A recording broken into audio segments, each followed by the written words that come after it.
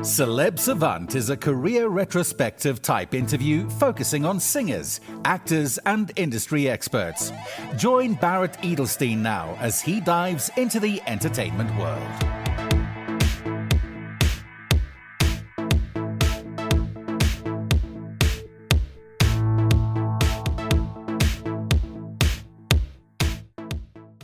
Susannah B is a New York-born, Los Angeles-based singer-songwriter whose work bridges the tradition of great American songwriting with a distinctly contemporary emotional voice. She creates music that blends adult contemporary, soul, soft rock, and jazz influences into a sound that feels both timeless and unmistakably her own. Susannah emerged from New York's off-Broadway and downtown music scenes.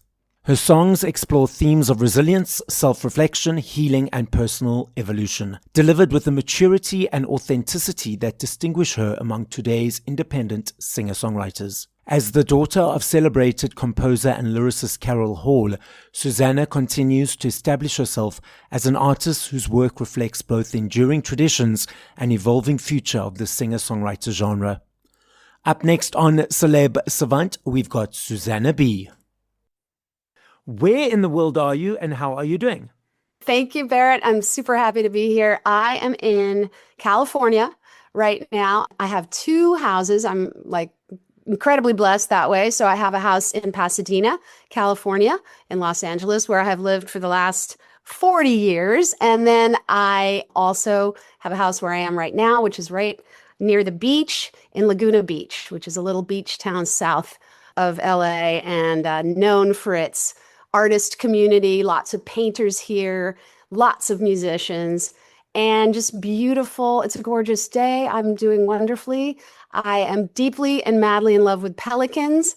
There are quite a few pelicans here. There's dolphins. We saw a whale the other day. Oh, wow. I was born and raised in Manhattan in New York City, so I still get a rush from nature, like actual real animals out there, not in a zoo. I still just get extremely excited about that. How did you choose the stage name Susannah B? Where does that come from? It comes from my real name is Susannah Blinkoff, like blink off, like blink your eye, turn the light off. Now, how many times have I been saying that to everybody on the phone who's taking my credit card order or whatever? Yeah, my dad's name, last name is Blinkoff, and it's of Russian origin, and it's not a good stage name, but I just didn't really know what else to do. And my mother's name was Carol Hall, and at a certain point, I thought about, should I change my name to Susannah Hall? That was actually, apparently it was Shakespeare's daughter was Susannah.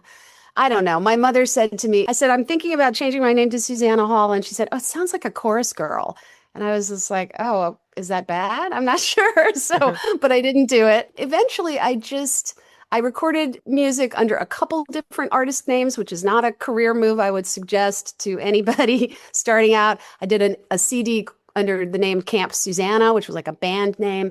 Then I did a CD under Susannah Blinkoff, and I just wanted it to be all under the same name. And Susannah B meant something to me. It meant like to be or not to be, that kind of be. And also just, it reminded me of in grade school when, we had girls who had the same name. There were actually never any other Susannahs, but there would be Sasha C and Sasha L, or okay. Peter T and Peter M. And so, I don't know, that's how I chose it. So now let's rewind. At what age, whether as a child or teenager, did you think, okay, I want to be in this creative world? And how did that journey progress? Well, I was raised in New York City, as I said, and my folks were divorced. My dad was a fashion photographer, and my mother was a singer-songwriter who had a really interesting journey. She came from Texas, a little town in Texas. She dreamed of writing a Broadway show, which she ended up doing very successfully. And she initially had a record deal in the 70s with Elektra Records. And so she was opening for people like Don McLean on his American Pie tour and Loggins and Messina and, big bands. And then she would be like a mom during the week. And then on the weekends, she would do these tours. And then she wrote many musicals, and one of them was called The Best Little Whorehouse in Texas, which ran for 5 years on Broadway and then became a movie with Dolly Parton. So my mom had tremendous success and was wildly talented, and I was really kind of in awe of her in so many ways. And I'll say this, I wonder if any of your listeners can relate. There are dynamics sometimes that happen in a family where one person is kind of like the star, whether they're the star athlete, or they're the titan businessman or whoever it is. It can be a kid, it can be a parent, but my mom was the star, so I wasn't like super pushed into the business, like she absolutely had me around, but was not like saying, come on, Susannah, get up here and sing a song. Like it was kind of after dinner at our dinner parties, like she and her friends would get up and like play songs and stuff like that. But I was very intimidated by it. And because my mom had been pushed into music herself as a child, she didn't push me or my brother at all. And so then I didn't really learn how to play any instruments. I was pretty shy about certainly never expected to be a songwriter, ever, ever, ever. I did sing a bit when I was young, but then I went off to college, and I really, just from a very young age, I knew I wanted to act. So I started taking acting classes when I was 9 in Manhattan, and then I was doing like readings and productions and stuff and off-Broadway shows, and I really wanted to be a professional child and audition for Broadway shows and movies and stuff. But, again, you have to have a stage parent if you're a kid, who's going to try to do that. You just have to. You have to have a parent who like takes you places and brushes your hair and like practices lines with you. And my mom was an artist herself, and my dad was doing his thing. So I just took a kind of a backstage approach, and I assisted a lot of directors, but I was totally focused on acting. And I smoked cigarettes for 10 years, and I just like didn't sing at all between basically when I was like a teenage 16 to 26 or something. And then it wasn't until I quit cigarettes and they said, okay, you have to substitute smoking with something else. What are you going to do? And I hadn't sung in 10 years. And I thought, geez, I guess I could sing, because it's kind of mimics the smoking thing, taking big breaths and letting out sound. And it actually worked really wonderfully. And the minute I started opening up that part of my life again, I would wake up with like melodies in my head coming through and lyrics and stuff. And initially I was truly terrified because I just did not even want to tell my mom. The first time I told her I wrote a song, I was so scared. I was just like shaking, honestly. I was really nervous. And she was very supportive, and also always held everyone around her to a very high standard of, she wasn't going to bullshit us. So I really didn't start doing the music thing until my late 20s. And it has been a very long journey. For me, I'm 61, which is not the thing you're supposed to say if you're an indie artist. But what I'm trying to stand for really is, someone of an older age, a bit of a late bloomer who doesn't believe that it's too late. Like I don't know what success in the music business is going to look like for me or does look like for me. But all I know now is that things are expanding and more people are hearing my songs. And for me, I just really want to touch ears, I have like very vague goals like that, but I love to perform, and I'm just, really committing to that after many decades of doing other things, including being a mom. Wow, that's such an interesting story. And when you said 61, I was like, what? I thought you were like in your 30s, maybe 42. You look amazing. That's awesome. Thank you so much. How do you create a song? Oh, geez. It comes different ways. I do have a notebook, and I write down just things that I hear in my head. Or sometimes, you just hear something in conversation and there's just a little thing that will stick out. And it's like, oh, that sounds like a hook. Like I listen a lot for hooks, which for people who might not know exactly what that is, oftentimes it's the title of a song. It's usually the part of the chorus that gets repeated. And for me, I love pop music. I love that idea that like, you hear this song on the radio and the second chorus, you're kind of singing along because you kind of, you got it kind of the first chorus. It's very Beatlesy. I was raised on Beatles. And so sometimes it's a hook that I just have in my head. Like, for instance, I had the phrase or the little hook, the enemy in me, for like years. And I kind of knew, usually the great thing about starting with a hook is I know what the song is about. So it's almost like a thesis, And so I knew, okay, the enemy in me, I kind of know what that's going to be about. That's going to be about some kind of voice in me that is destructive, that is not encouraging, right? Yeah. We all have them. Yes. But I didn't write the song for ages. And then I sat down and really like worked on the lyrics and things like that. So lyrics came first with that one. Sometimes it's just, I just hear like a melody or something in my head that's just stuck in there. And then I really love starting with groove. I'm definitely a groove person. I like to like tap my toes and kind of feel like, even if it's not dancing per se, like just moving. Most of my music is grooves are happening. I'm not a big ballad person at all. So sometimes it's just like I just have some kind of beat or groove in my head. I don't play an instrument. Like I said, I play the voice. So I have often with collaborators, musicians I work with, they help me translate it into a band or an arrangement kind of a thing. My current collaborator, Mike Farrell, who is a wonderful keyboardist, has worked with Morrissey, Macy Gray, and has been with Alanis Morissette for double-digit years, many years. He's really encouraging with me to just sing what I hear, sing a bass line, sing. Sometimes I was thinking last night, one time he was just like trying to come up with a solo in the studio, a keyboard solo. And he was just like, I don't know, do you have any ideas? Like, and he meant for me to sing it to him, not play it, because I don't know how to play it. He's just really encouraging. And that's pretty much how it goes. But I will say I'm not a person who like writes a lot of songs. I feel like I'm pretty slow.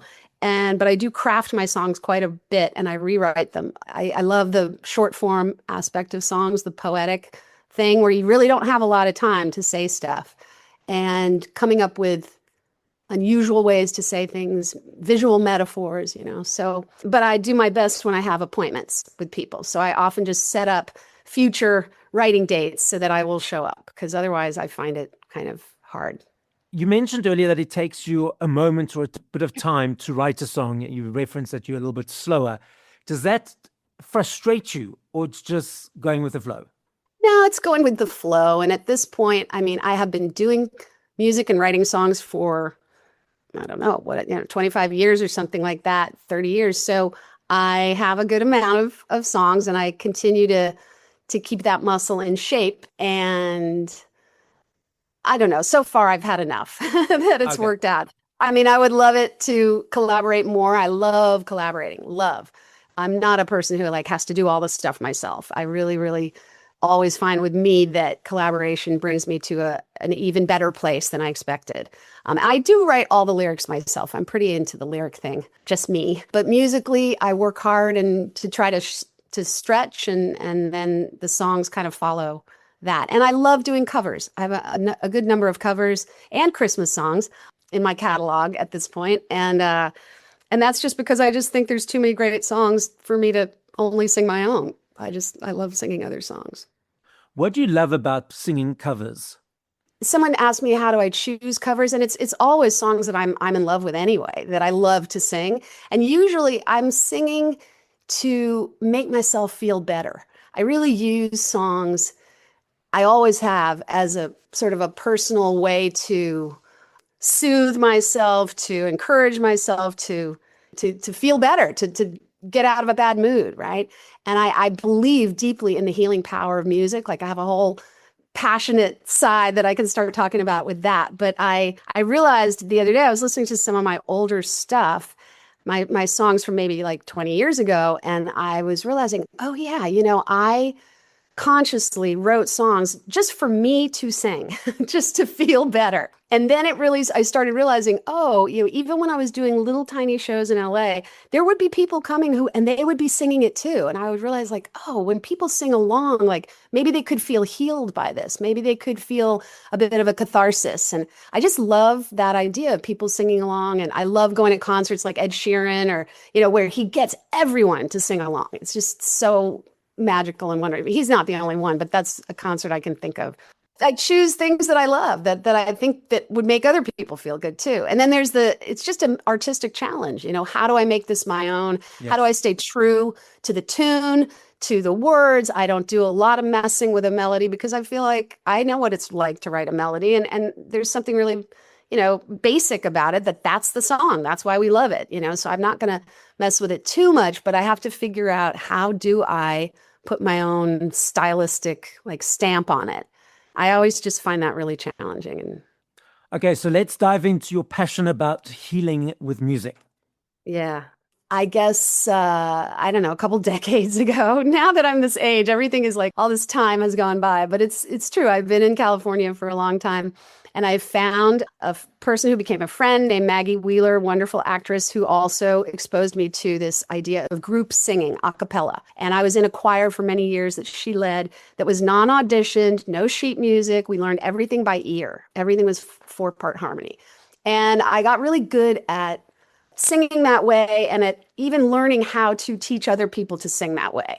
And I took some workshops in kind of what they call song leading. And I studied some wonderful older songs from the civil rights movement, took a workshop with a woman named Issei Barnwell, who was one of the original members of Sweet Honey in the Rock, which is an all-female Black group that they were singing during the civil rights movement. They really came out and they used song in this unifying way, right? So group singing is all about how it feels to sing as a group. There's no solos. You don't have to be uptight about, oh, am I going to sound off key? Because it doesn't matter, because you become one voice. That's the whole point. And you're supposed to blend and meld together. And so I have taken that and done some workshops on my own where I am leading. The biggest one that was the most life-changing for me was I got hired by these two women to lead a group singing class at a sober living facility in downtown LA with guys who had just gotten out of prison and are re-entering regular life. And some of these guys were lifers. They had been in for 30 or 40 years. One guy used to joke that he went in when it was VHS and he came out when it was iPhones, and he was like, whoa, I missed CDs. I missed the whole DVD thing. I did it for about 2.5 years, weekly, a cappella. I wasn't showing up with a guitar. Like, these guys were extremely hardened and, cynical as anyone would be if you were in prison, and would be looking at me like, what the hell are you doing here, lady? Like, I have no interest in what you're doing here, but it was like my class or NA. That was basically the choice. They had to go to a certain number of classes. But I would have them kind of take stock of their moods at the start of the class. And an hour later, after we had sung together and I somehow got them to sing along, they were coming up to me like so changed and so moved and kind of amazed by how much they had changed. Their mood had changed in 1 hour. And there's been lots of scientific studies about the benefits of singing, literally physical benefits of singing. Immunity levels rise. Like, they take blood before and after a choir, in Germany, because they're studying white blood cell counts. And so it's become something that I'm passionate about. I get people to sing along when I perform, sing along with me. I think about it a lot when I'm writing a song. I think, is this a chorus that someone could sing along to? How could I make it a little more sing-alongable too, and that's my passion. And I would just say to your audience, like, one of the things I always want to leave people with is, it doesn't have to be my songs, but any songs. Like, if you feel down, if you feel overwhelmed, go sing a song, sing anything in your car, in your shower, walk around the block, sing a cappella, just sing, because it will change your energetic field. What do you love about performing live? I don't know. I started performing when I was so young, and it's not something I get super nervous about anymore. I feel more confident as the years have gone by. I've said to my kids, it's basically my version of a roller coaster.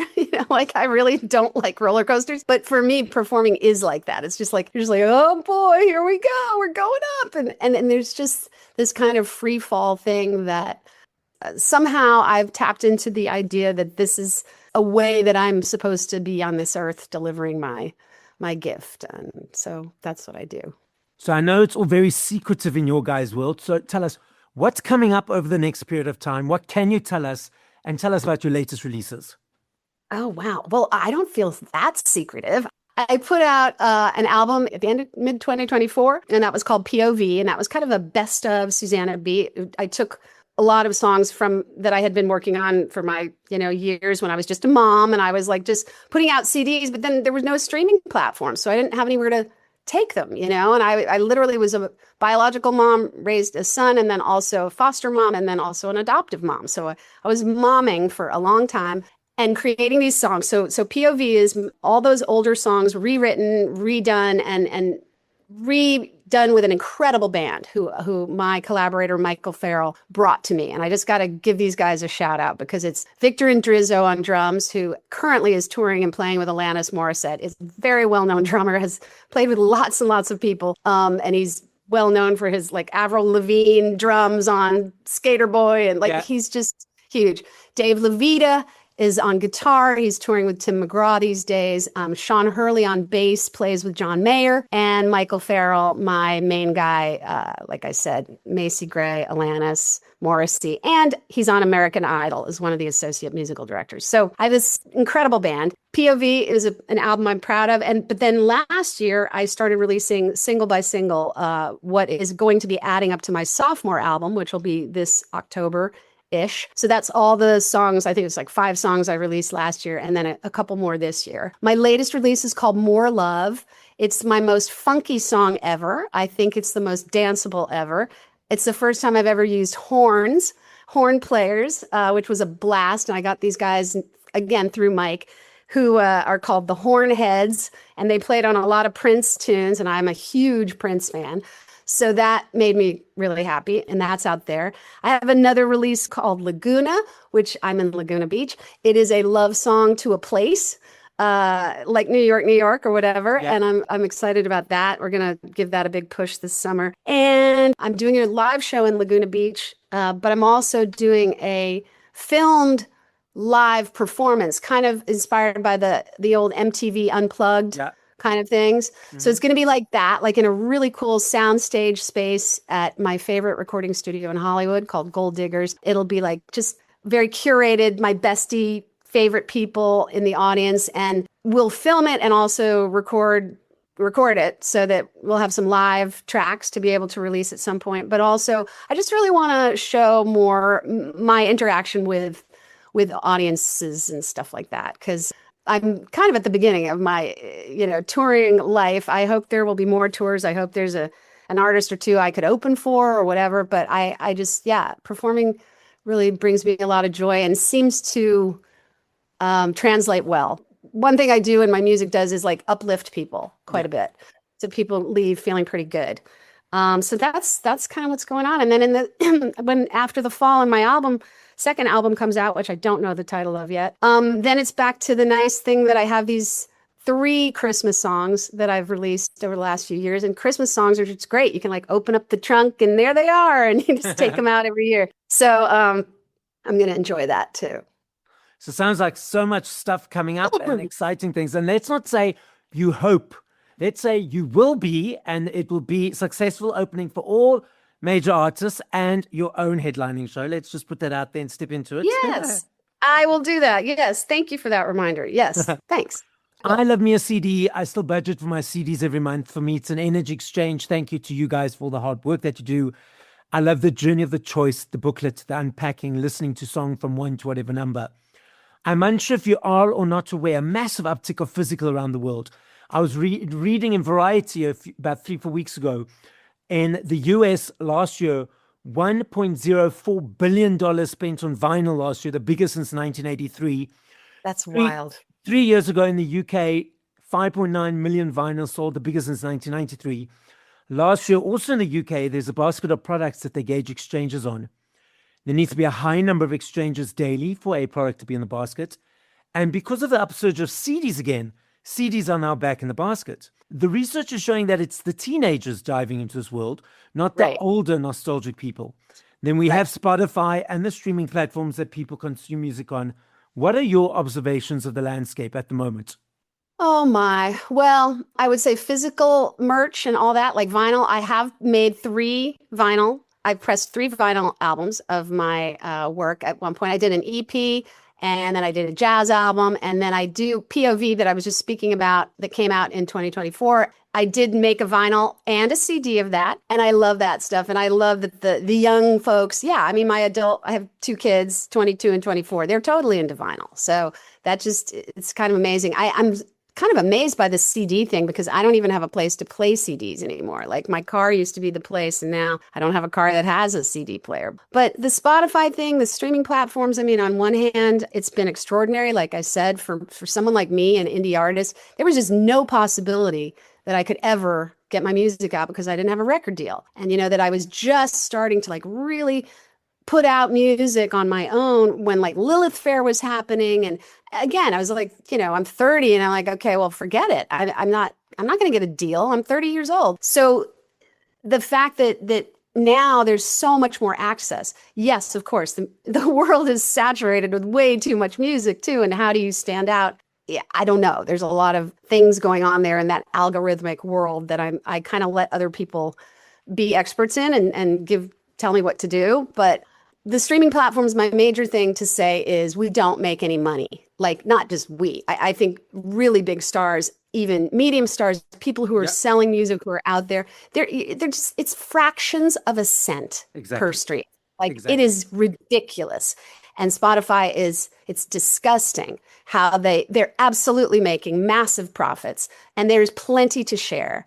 And it just goes along with kind of, don't get me started, but like what the thing that seems to be a big challenge right now in the world that I'm hoping will be flipping soon is already in the midst of changing is this idea of inequality and inequity, financial. There's just plenty to share. Like there's some people who have so much, they could just do incredible things and not even feel it. And companies as well. There's just no reason for it. There's really plenty to go around, and they're living off of artists. And so it's really wrong. And I, as a indie artist, my team, I said earlier this year, like, I feel like I should boycott, this platform and this platform. And they were like, we really don't recommend you do that, because this is like the one way that I can get out, or one of the larger ways. So, and I'm really big in Brazil. They really like me in Brazil. So that's wild. Like how, I wouldn't be able to do that without Spotify. Exactly. So it's a really mixed bag. So you've been an indie artist for a number of years, creating and releasing. For anyone who's just starting out, what advice would you give them? Well, I think you can't separate the money thing. I mean, I just can't speak as an indie artist without acknowledging that I've had the ability often to be an indie artist because I had some support. Whether it was from my husband who was working a job and said, yeah, sure, honey, you go for it. Yeah, I mean, it's harder if you're a person who has to have two jobs and you're trying to make music. When I was a mom, a full-time, like stay-at-home mom, it was extremely hard. And the only way that I could go make music was I had to get the babysitter for 3 hours, so I could go over to the studio and do something. And so I just want to say, like, if you don't have extra funds, I recognize that it's more challenging, and you should still keep doing it. And especially because of the aesthetic now with like people are making albums in their bedrooms and the technology. And, I just think just make stuff, don't show it to people when you're halfway done and ask someone their opinion. Like, do not do that. Make the song, make what you want to make what you like. I think that's ultimately what artists, the good ones, try to do, because we can't predict what's going to hit, what's not. I mean, I just don't know how to do that. And every time I tried to figure out what's my genre and what should I do and what would people see me as, like, it wasn't as effective, and creatively satisfying or even as authentic. And I would say, look for opportunities to collaborate, look for collabs with artists, who you are in the same town with, or you like on social media. Find somebody, people are trading tracks all the time and living into completely different countries and writing songs together. So do it. That's something I would like to do more of this next year or two. Is there's some people I've, connected with through Instagram or whatever. And I just think that would be really cool to do a song, and it would just increase my output. So why not? I love this game. I know if I had to ask you this question tomorrow, the next day, or the next day, I know your answer will be different every time. I understand that, and I recognize that. Very important. I'm not saying favorite. I'm saying top of mind. Once we finish this conversation, you wanted to listen to 5 other artists. Just top of mind, no thought around it, no explanation. Who would those 5 artists be? Okay, top of mind, Stevie Wonder, Songs in the Key of Life. I love Sheryl Crow, Tuesday Night Music Club. That's one of my desert album. Anything by Ella Fitzgerald. I just saw Samara Joy perform last week in Los Angeles, and my head blew open. Like, I could not believe what she is. Astounding. And I need to hear more of her work. Well, they haven't recorded anything in a while, but I love Boy Genius, the album they put out a couple years ago. Phoebe Bridgers and Lucy Dacus and I forget her third girl. I'm sorry. They just, their harmonies, their songwriting. And I'm just going to add another one, Billie Eilish. I think she's just amazing. And yes, I'm her mom's age, but like, I can still be a fangirl and be her mom. I'm a fan mom. So, Susannah, the podcast is listened to throughout the world. As a final message, what would you like to say? I would like to say that, as I said earlier, that obviously we all love music. If you're listening to this podcast, you love music. Music is a deep healing balm, and listening to music is one thing, and it's wonderful, but singing is a different thing, and it moves energy through your body. And I'm going to encourage you all to sing more today, sing more this week. It's energy. I don't know how else to say it. Feel the way your body changes before you've sung a song, and then you go and sing that song a couple times in the car. And how do you feel afterwards? I just believe in it, and it's healing, and we need to share it and spread it and remember it. Thank you for listening to this episode of Celeb Savant. Please follow Barrett on TikTok, Instagram, YouTube, and Facebook at Celeb Savant. That's CelebSavant.